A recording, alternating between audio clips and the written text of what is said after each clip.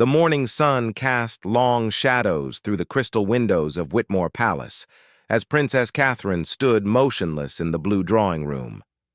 Her fingers trembled against the cold marble of the windowsill while she watched the courtyard below. 3 days had passed since the letter arrived, and now the moment she had dreaded was finally here. King Edmund entered the room with measured steps, his royal blue uniform adorned with medals that clinked softly with each movement. At 72, he carried himself with the dignity expected of a monarch, though those who knew him well could see the weariness in his eyes. He paused when he noticed his daughter-in-law standing by the window, her usually perfect posture slightly bent with emotion. "Catherine," he said gently, using her given name rather than her title. It was a small gesture of familiarity that he reserved for private moments. She turned, and he saw the tears she had been trying to hide. Her green eyes, usually so bright and confident during public appearances, were rimmed with red. "Your Majesty," she began formally, then caught herself. "Edmund, I don't know if I can do this." The king moved closer, his footsteps muffled by the Persian rug that had been in the palace for over 200 years. "The visitor has arrived?" Catherine nodded, unable to trust her voice. Through the window they could both see the black sedan parked discreetly near the servants' entrance. It was an unusual choice for a guest to use that entrance, but this was no ordinary visit. 20 years, Catherine whispered. 20 years of not knowing, and now... Her voice broke. Edmund placed a weathered hand on her shoulder. He had seen many secrets pass through these palace walls during his reign, but this one had haunted the young princess since before she had married his son, Prince William. The double doors opened, and a palace aide appeared, bowing low. "Your Highness, the visitor is waiting in the rose parlor as requested." Catherine straightened, wiping her tears with a handkerchief embroidered with the royal crest. She had learned long ago that in the palace, composure was armor. "Thank you, Marcus. Please ensure we are not disturbed." As the aide retreated, Edmund studied Catherine's face. She had been barely 20 when she married into the royal family, bringing with her a grace and warmth that had revitalized the monarchy's public image. But she had also brought secrets, as everyone did. "Would you like me to accompany you?" the king offered. Catherine shook her head. "No, this is something I must face alone, but..." She hesitated. "Would you wait here? I may need..." "I'll be right here," Edmund assured her. The walk to the rose parlor felt both endless and too short. Catherine's heels clicked against the marble floors, echoing through corridors lined with portraits of previous monarchs.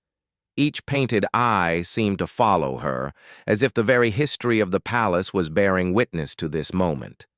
The rose parlor was a smaller room, intimate by palace standards, with walls covered in silk damask the color of dusty roses. It was where the family received personal guests, away from the formal throne rooms and state apartments. Catherine paused at the door, taking a deep breath that did little to calm her racing heart. Inside, a woman stood with her back to the door, examining a painting of the royal family. She was dressed simply in a gray wool coat, her silver hair pulled back in an elegant chignon. When she turned, Catherine gasped. The resemblance was undeniable.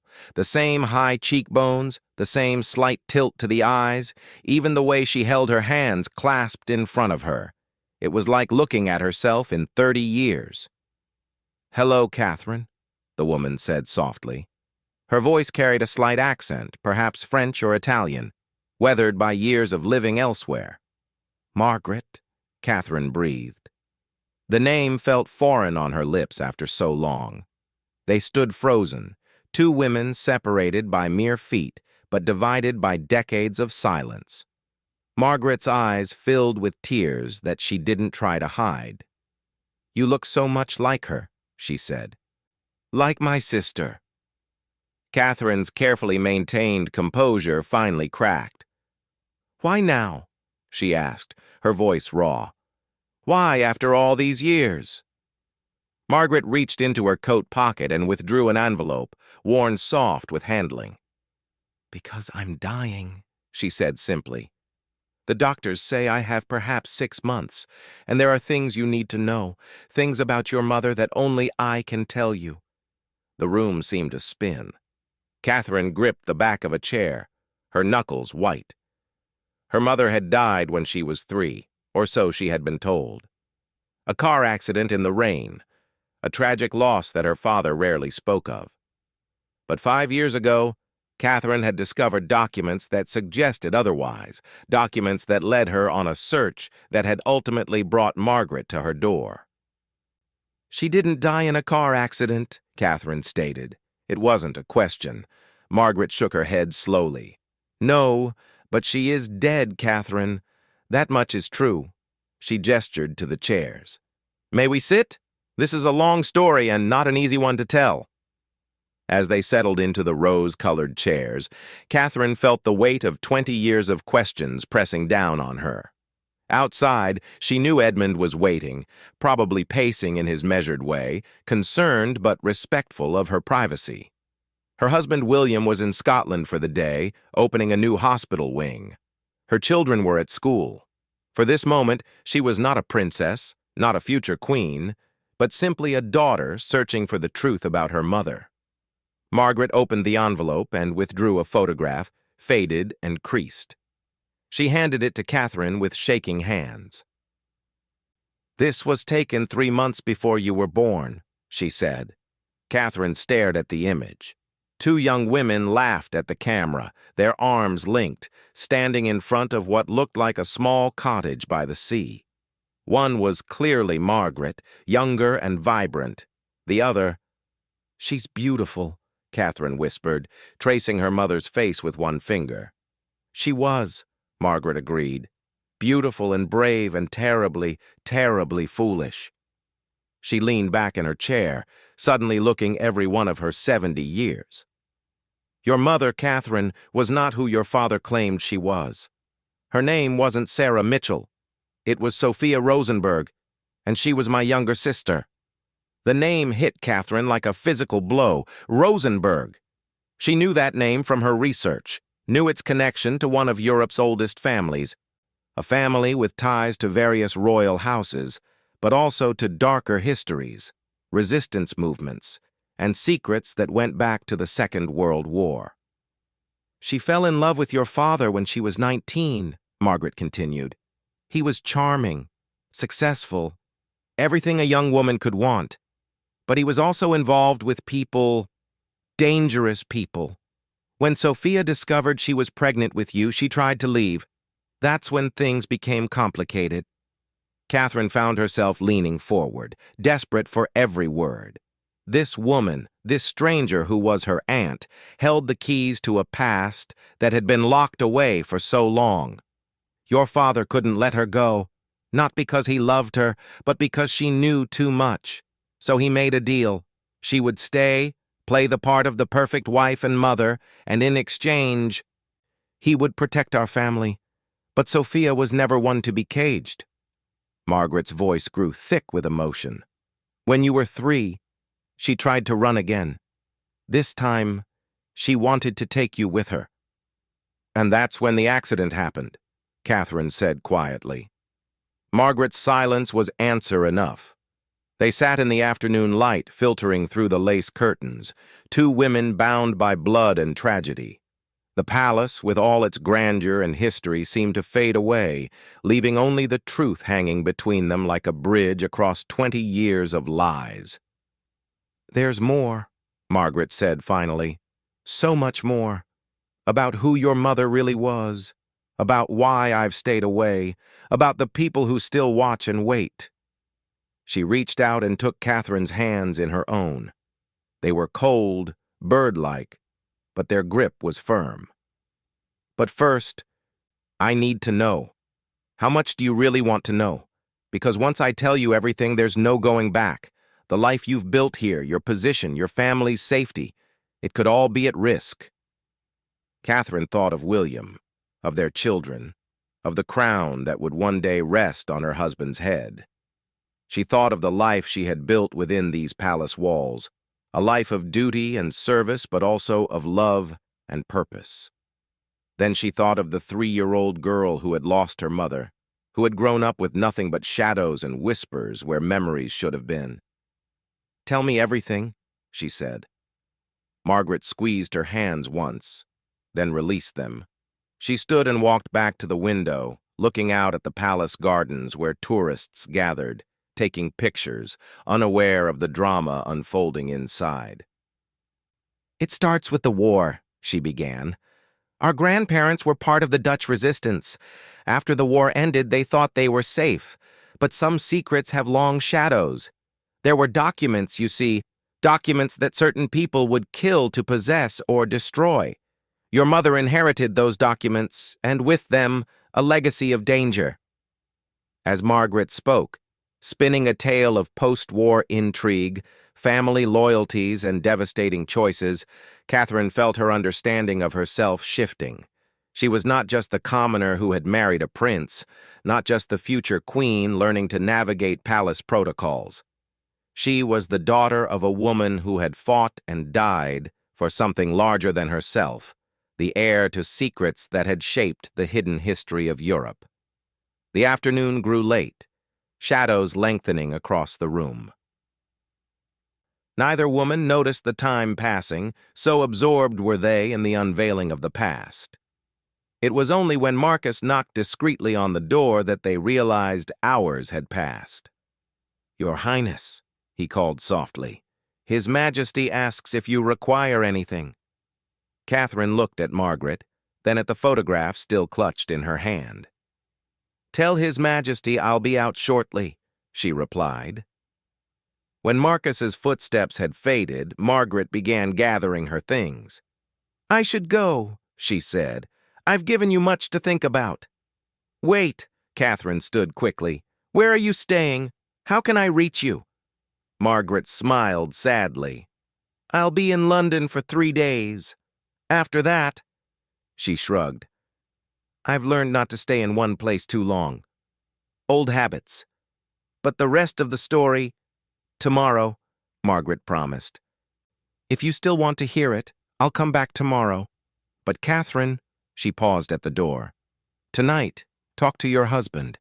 Some secrets are too heavy to carry alone." Catherine watched her aunt walk to the door, noticing now the slight limp she had hidden earlier, the way she checked the corridor before stepping out, habits born of a lifetime of caution. "Margaret," Catherine called. The older woman turned. "My mother. Did she ever speak of me?" "At the end?" Margaret's eyes filled with tears again. "Every day," she said. "Every single day. She loved you more than life itself. Never doubt that." Then she was gone, leaving Catherine alone in the rose parlor with a photograph and the fragments of a history she was only beginning to understand. She sank back into the chair, staring at her mother's laughing face, frozen in a moment of joy before everything went wrong. When she finally emerged from the room, she found King Edmund exactly where he had promised to be, standing by the window in the blue drawing room. The sun was setting now, painting the sky in shades of pink and gold that seemed to set the palace walls ablaze. "Are you all right?" he asked, taking in her tear-stained face and the photograph clutched in her hand. Catherine considered the question. Was she all right?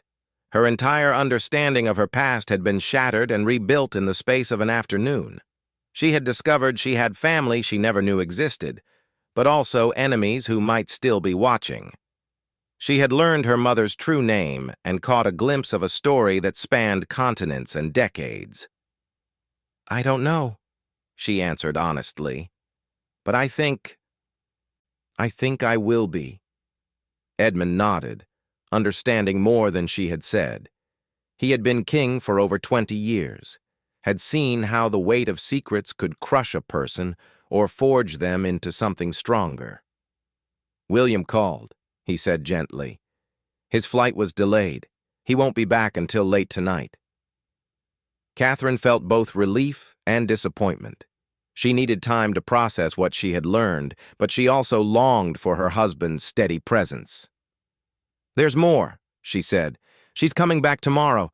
There's more to the story." "Then we'll be ready," Edmund said simply.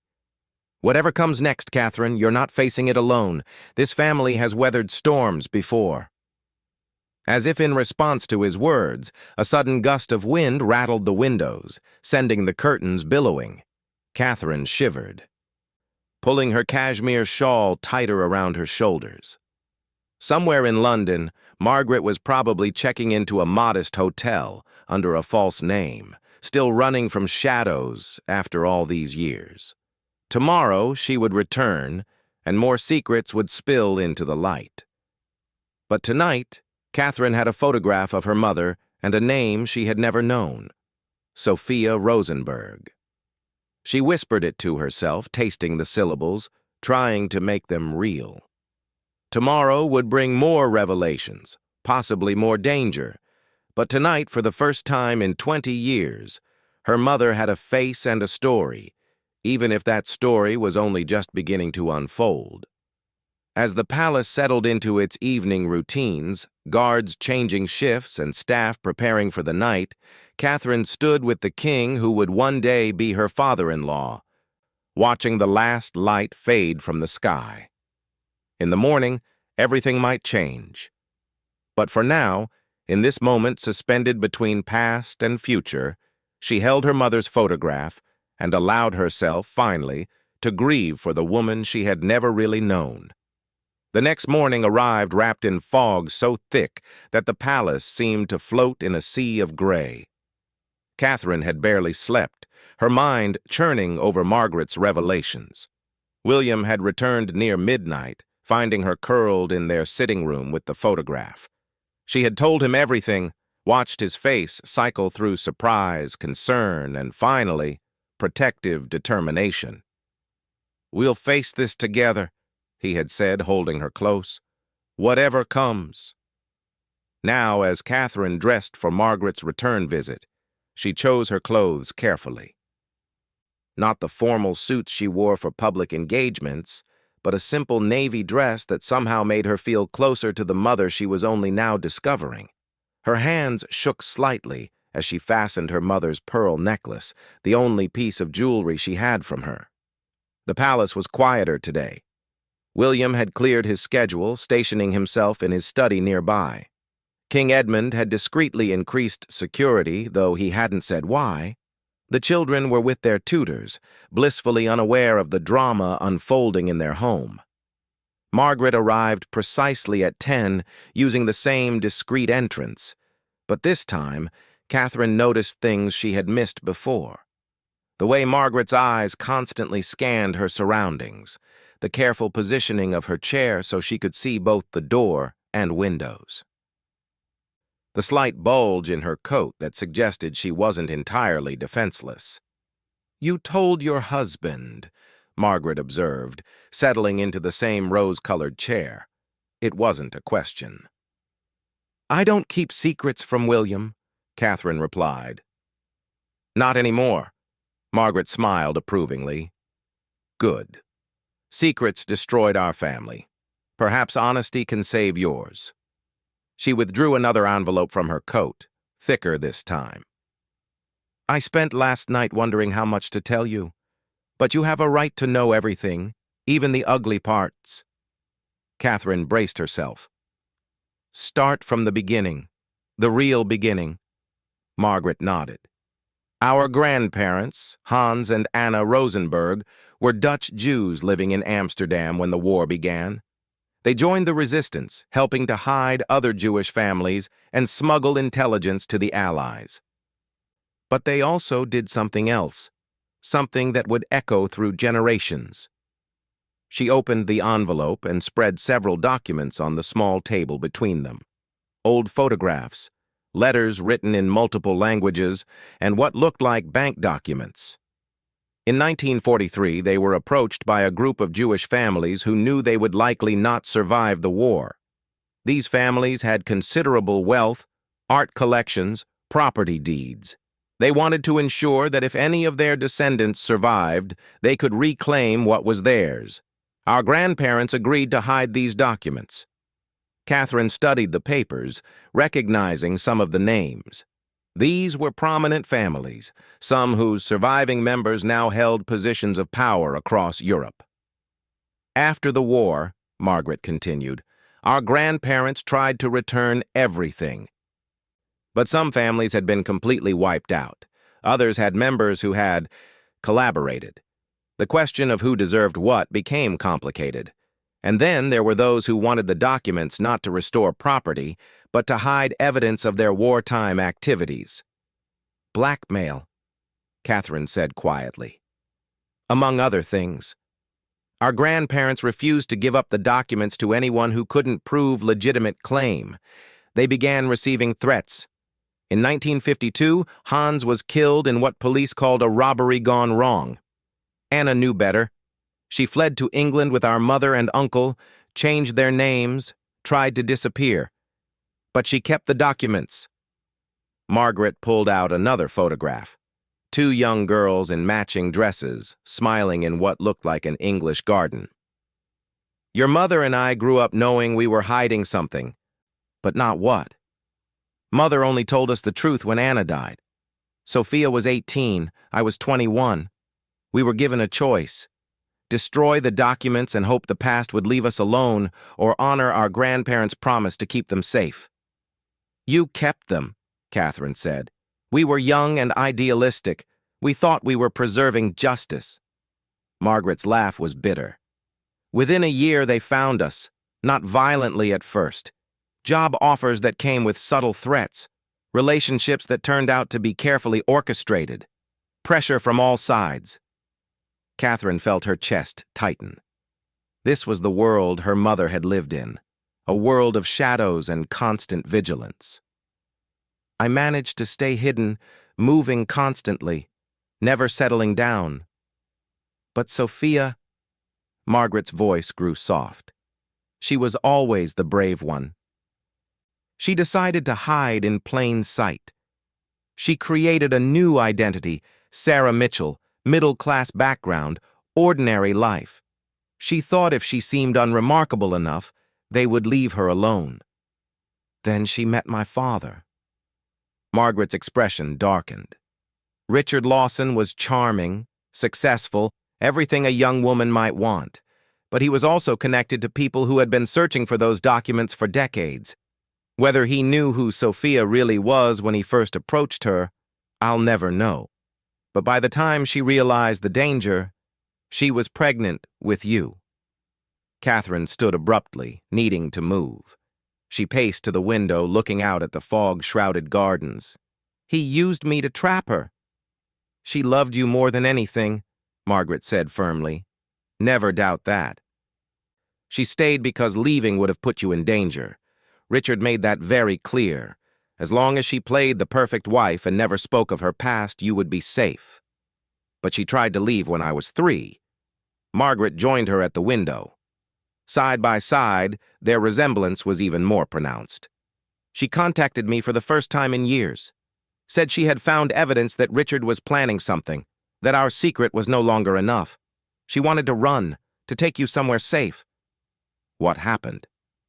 I was in Prague when I got her message. By the time I reached London, Margaret's voice broke.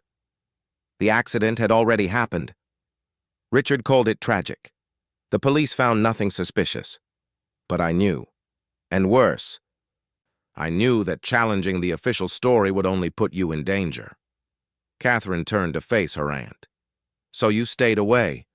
For 20 years you stayed away. What else could I do? Margaret's eyes filled with tears. Richard made it clear that any contact from me would be seen as a threat. He had you, and through you, he had control. I watched from afar as you grew up, as you married into this family, as you became the princess the country adores.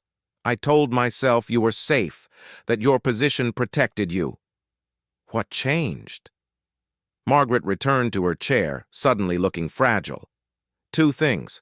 First, Richard died 5 years ago. You know this. What you don't know is that on his deathbed, he tried to make amends. He sent me a letter through intermediaries.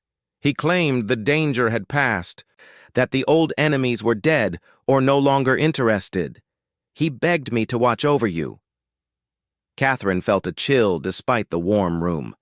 Her father's death had seemed natural, a heart attack at 65.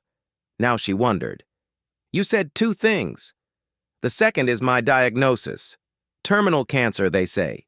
6 months, maybe less. Margaret managed a wry smile. It clarifies one's priorities remarkably. I decided I would rather risk everything to give you the truth than die with it. They sat in silence for a moment, the weight of decades pressing down on them. Then Catherine asked the question that had haunted her through the sleepless night. The documents, what happened to them? Margaret's smile was enigmatic. What makes you think I'll tell you that? Because you're here. Because you're dying. Because my mother died for them. All true. Margaret stood and walked to the fireplace, studying the portraits above the mantel. Your mother and I made a pact. We each hid half of the collection, never telling the other where. That way, if one of us was caught, we couldn't betray the complete location. And her half? Died with her. I searched for years, followed every possible lead. Nothing. Margaret turned back to Catherine. But my half, that's a different story. Before Catherine could respond, there was a commotion in the corridor outside. Raised voices, footsteps running. The door burst open and Marcus appeared, his usually composed face flushed with urgency. Your Highness, forgive the intrusion. His Majesty requires your immediate presence in the security office. There's been an incident. Catherine's blood ran cold. The children? Are safe, ma'am. But there's been a breach. Someone attempted to access the private residence. Catherine looked at Margaret, who had gone very still. Go, her aunt said quietly. I'll wait here. But Catherine shook her head. No, you're coming with me. Whatever this is, we face it together. The security office was a modern addition to the ancient palace. All screens and computers and serious-faced personnel. King Edmund was there, along with William and the head of palace security. They all turned as Catherine entered with Margaret. Show them, Edmund ordered. The security chief pulled up footage on the main screen, a figure in black, face obscured, scaling the palace wall with professional efficiency.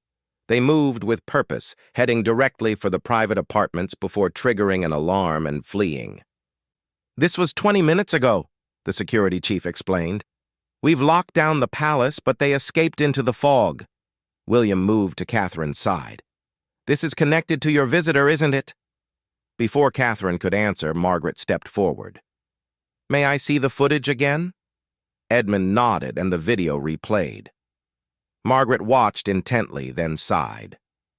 The way they move, the entry point they chose, I know who sent them. Who? Catherine demanded. The Kozlov family. Russian oligarchs now, but during the war, they were quite different. Their grandfather was a Nazi collaborator who helped confiscate Jewish property. After the war, he reinvented himself as a victim. The family has been searching for evidence of his real activities for decades. Evidence you have, Edmund said. It wasn't a question. Margaret met his gaze steadily. Among other things. The room erupted in discussion. Security protocols, police involvement, diplomatic implications. But Catherine heard none of it. She was thinking of her mother, of the choices that had led to her death, of the danger that had followed Margaret across decades and was now scratching at the palace walls. Enough, she said quietly, but with such authority that the room fell silent. She had learned in her years as princess how to command attention when needed. Aunt Margaret, I need you to tell me exactly what we're dealing with. Not hints or half-truths. Everything. Margaret looked around the room, taking in the king, the future king, the security personnel sworn to protect them. Very well. But perhaps we should have this conversation somewhere more secure. Edmund made a decision. The tower room. It's swept for surveillance daily and has no external access points. As they made their way through the palace, Catherine felt the weight of history pressing down on her. These corridors had seen centuries of secrets, conspiracies that shaped nations, decisions that echoed through generations. Now she was part of that hidden history, whether she wanted to be or not. The tower room was circular, windowless, lit by electric sconces designed to look like torches. It felt medieval, removed from time. Once they were seated, Margaret began the story that would change everything. The documents my grandmother saved aren't just about property or war crimes, she said. They include correspondence between major European families and various governments. Proof of collaboration, yes, but also evidence of secret agreements that shaped post-war Europe, treaties that were never made public, financial arrangements that funded political movements, intelligence that several governments would kill to keep buried. William leaned forward. And you've had these for 40 years? 35. I've added to the collection over time. Documents that came to me from other survivors, other resistors, evidence of more recent conspiracies. The collection has become substantial. Edmund's expression was grave. This palace has stood for 800 years. It has weathered civil wars, invasions, and Republican movements, but what you're describing could destabilize half of Europe. Only if used recklessly, Margaret countered. I've never sold information, never blackmailed anyone. I've simply preserved the truth. But now they know where you are, Catherine said. That intrusion was no coincidence. Margaret nodded. I've been careful, but coming here, entering the palace, it was always a risk. They must have been watching, waiting for me to surface. How many? William asked, his military training showing. How many groups are we talking about? Active hunters? Perhaps 5 or 6 families, a few intelligence agencies, some criminal organizations who've been hired as proxies. Over the years, I've identified at least 15 different groups with interest in the documents. The room fell silent as they absorbed this information. Catherine felt as if she were standing on the edge of an abyss, looking down into depths she couldn't fathom. What do you want from us? Edmund asked finally. Margaret turned to Catherine. I want to give you your inheritance, not just the documents, but the responsibility that comes with them. Your mother believed they should be preserved, that someday they might serve justice. I'm too old and too tired to keep running. But you have the protection of the crown, the resources to keep them safe. This could destroy everything we've built, William said quietly. Our children's future, the monarchy itself.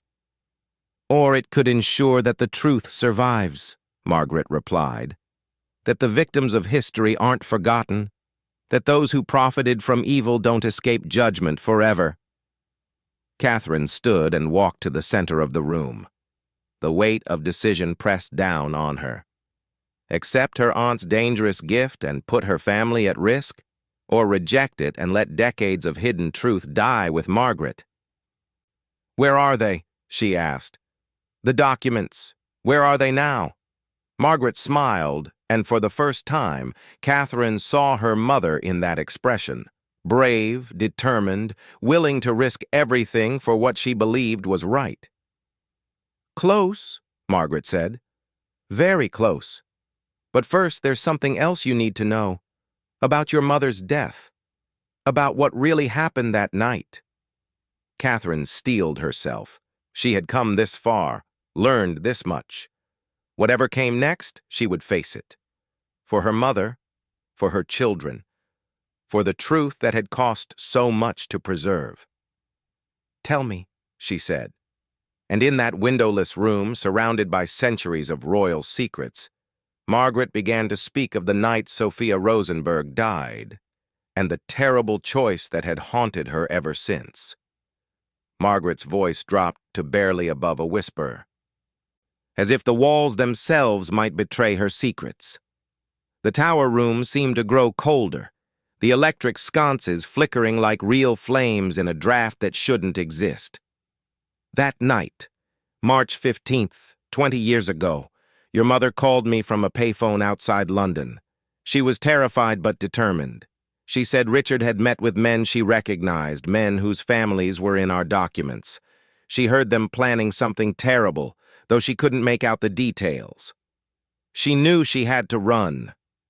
Catherine sank into her chair, her hands clenched in her lap.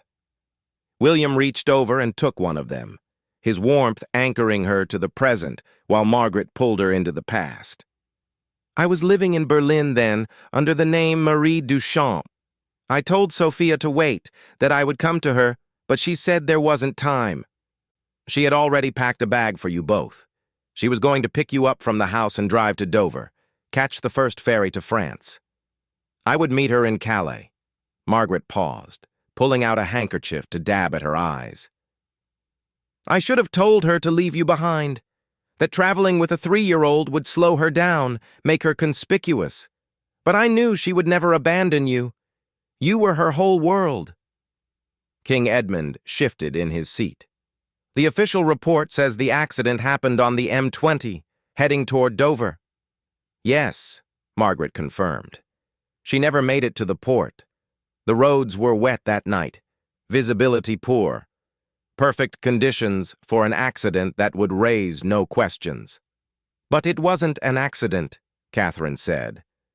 Her voice sounded strange to her own ears, detached, as if someone else were speaking.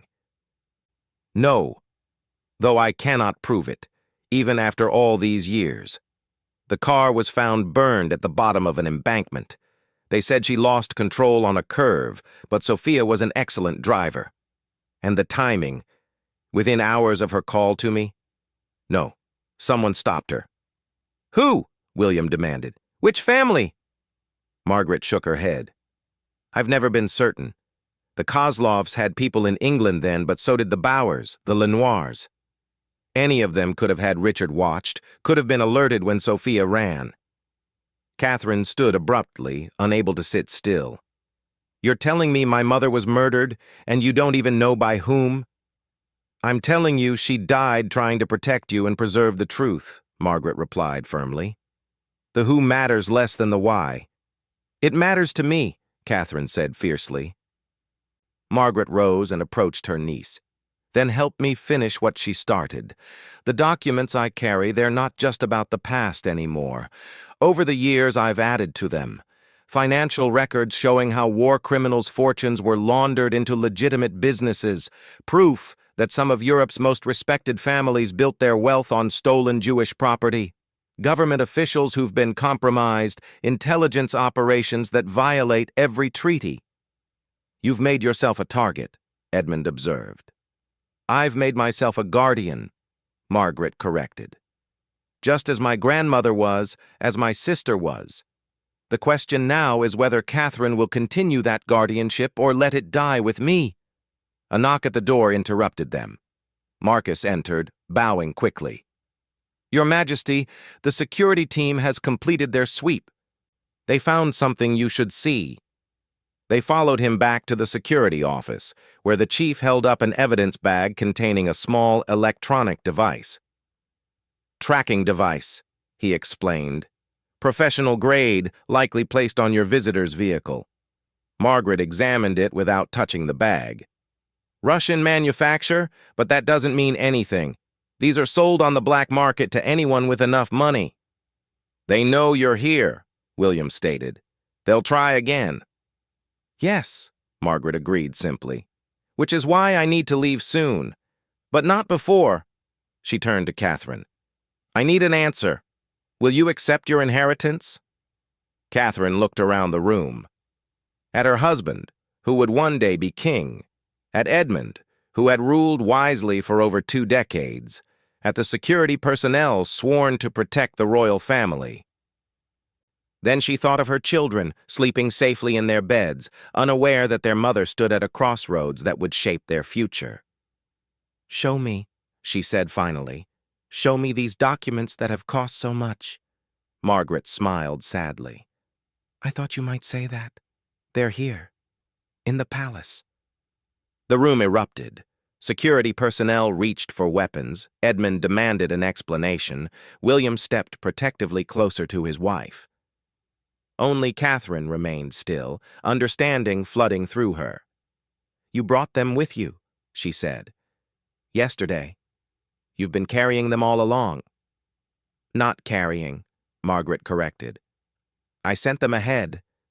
You see, I've been planning this meeting for months, ever since my diagnosis.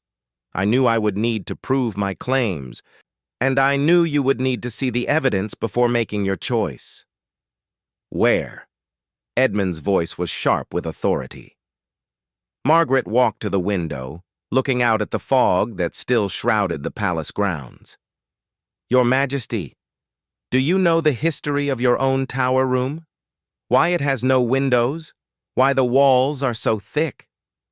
Edmund's eyes widened with understanding. "The priest hole.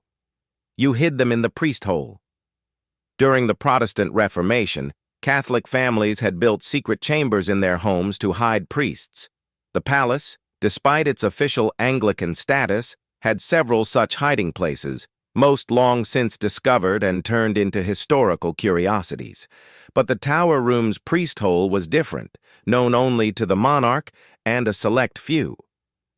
"Yesterday, while you were all focused on me, an associate placed a package in the predetermined location," Margaret explained. "Your security is excellent, but they're trained to stop threats, not historians carrying research materials." William's hand moved to his service weapon. "This associate is long gone, a professional who specializes in such deliveries and has no knowledge of the contents." Margaret turned to Catherine. "Your mother and I agreed long ago that if something happened to one of us, we would find a way to unite both halves of the collection.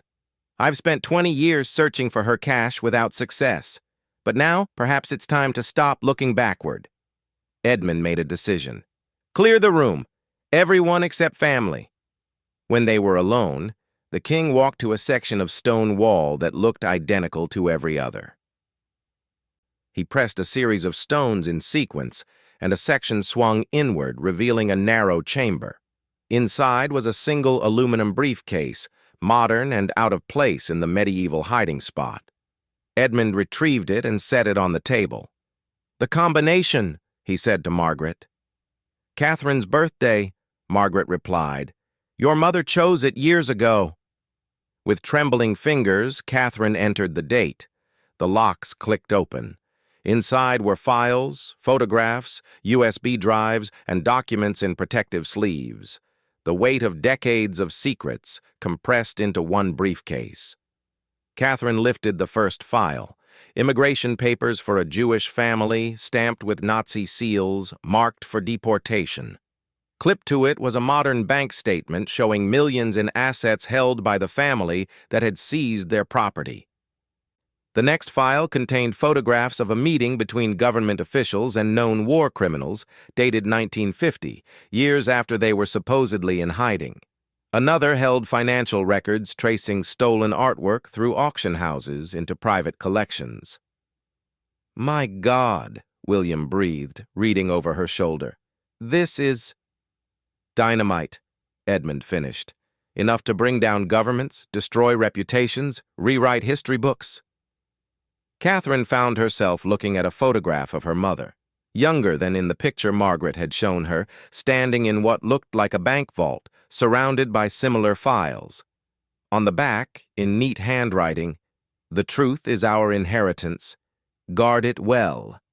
S.R." "These aren't just accusations," she said slowly. "This is proof. Documented, verified proof. Of crimes that were never punished," Margaret added. "Of fortunes built on murder, of respected families who sent their neighbors to death camps, of governments that protected war criminals in exchange for intelligence or influence." "And current crimes?" Edmund asked. "You said you've added to the collection." Margaret nodded.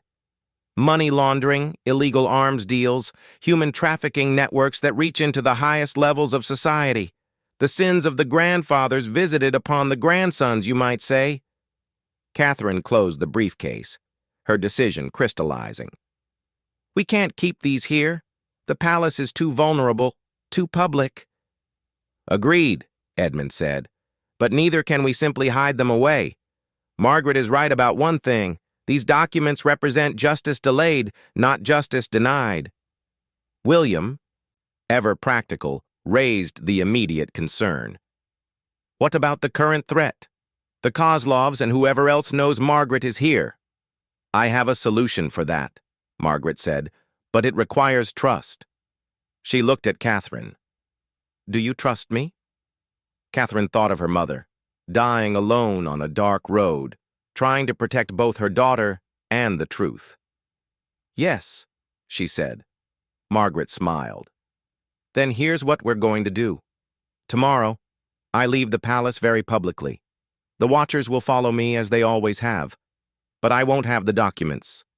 They'll assume I've passed them to you, which will make you a target. Absolutely not, William interjected. Let her finish, Catherine said quietly. You'll announce that you've been researching your family history, that you've discovered you have a great aunt who's been visiting. Normal family reunion, nothing suspicious.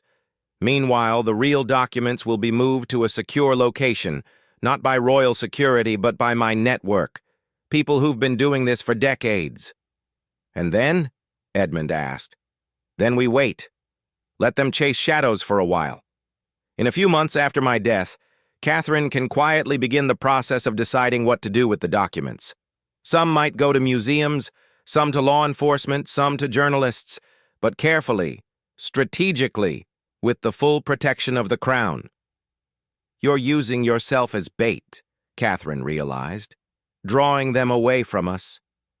Margaret's smile was sad but determined. I've been bait for 40 years. A few more months won't matter.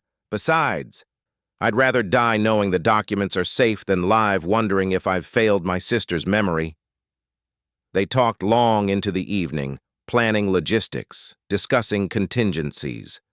As night fell, the fog finally lifted, revealing a clear, starlit sky. Margaret prepared to leave, but Catherine stopped her at the door. Stay, she said impulsively. Tonight, at least. We have guest rooms. You shouldn't be alone. Margaret's eyes filled with tears. Your mother would be so proud of the woman you've become.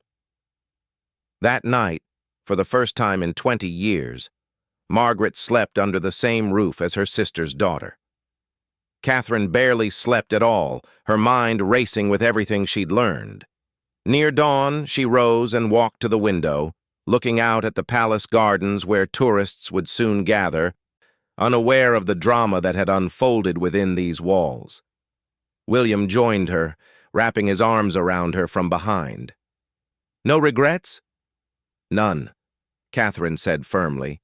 My mother died for this. The least I can do is see it through. The next morning played out exactly as Margaret had planned. She left through the main entrance, nodding to photographers, looking every inch the visiting relative. Within minutes, Catherine spotted the subtle surveillance. A man reading a newspaper who never turned the page, a woman whose coffee grew cold as she watched the palace gates. The documents were moved that afternoon by people Catherine never saw, professionals who had perfected the art of invisibility. By evening, they were secure in a location known only to Margaret's most trusted associates and Catherine herself. 3 days later, Margaret sent a coded message. She was in Prague, leading her pursuers on a chase through Eastern Europe. A week after that, she was spotted in Moscow, then Istanbul. The old game of cat and mouse, played one last time. Catherine threw herself into her royal duties, attending galas and opening hospitals, the perfect princess with no hint of the weight she now carried. Only William and Edmund knew the truth, though she suspected the Queen had guessed something. 2 months later, news came that Margaret had died peacefully in a hospital in Switzerland. The official cause was cancer, as expected. But the nurse who called Catherine mentioned that Margaret had been smiling at the end, as if she had won some long-contested game. At the funeral, which Catherine attended publicly as a newly discovered relative, she noticed several unfamiliar faces studying her intently, the hunters wondering if their quarry had passed on her secrets. Catherine met their gaze steadily, giving nothing away. It was only later, in the privacy of a hotel room, that Catherine allowed herself to truly grieve. Not just for the aunt she had barely known, but for the mother she had never really met, for the grandmother who had started it all, for all the lives shaped and scarred by decisions made in wartime. William held her as she cried, understanding that these tears were 20 years overdue. When she finally quieted, he asked, "What now?" Catherine wiped her eyes and stood, moving to the window. Zurich spread out below, a city of bankers and secrets, not so different from the world her family had navigated for generations. "Now we wait," she said. "We plan. And when the time is right, we let the truth come to light. Not all at once, that would cause chaos. But carefully, piece by piece, giving justice a chance to work. And if they come for us?" Catherine turned back to her husband, her resolve clear. "Then they'll discover that the monarchy has survived for 1,000 years not just through tradition, but through strength. My mother couldn't fight them alone, but I'm not alone." 6 months later, the first documents were released to the International Court of Justice, a small set concerning a single family's war crimes, but enough to start an investigation. The palace's involvement was never mentioned, the document's provenance attributed to private collectors. A year after that, financial records surfaced that led to the closure of 3 banks and the arrest of several prominent businessmen. Again, no connection to the crown was made.